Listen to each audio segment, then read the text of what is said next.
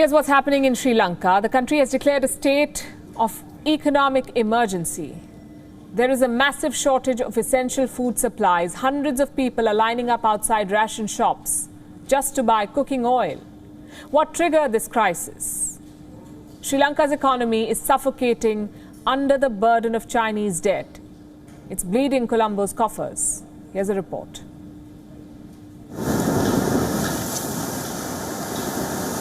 Sri Lanka has declared an emergency.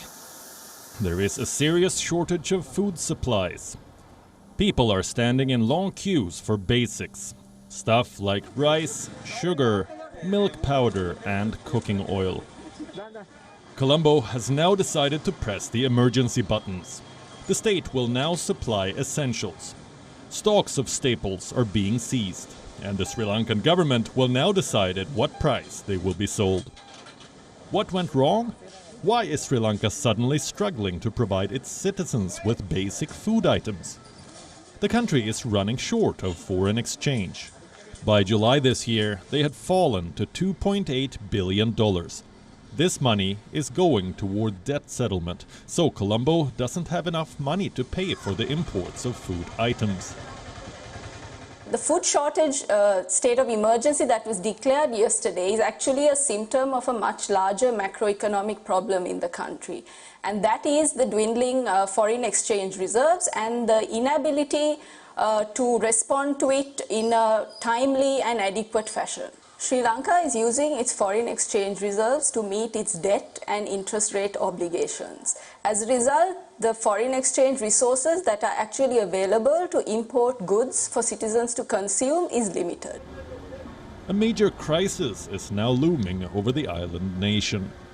Sri Lanka has to pay $3 billion to its creditors in the next 12 months.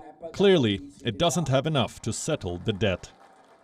Where will Colombo get the rest of the money? There's only one option: more loans.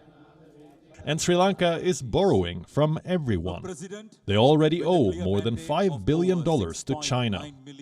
2 weeks ago, they took another loan from Beijing. This one was worth $308 million. Bangladesh too is pitching in with a $100 million loan.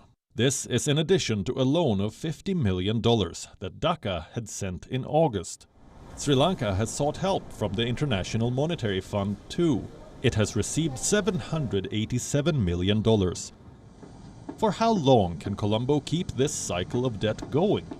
More than 80% of the country's revenues are spent on paying off the interest from loans. The island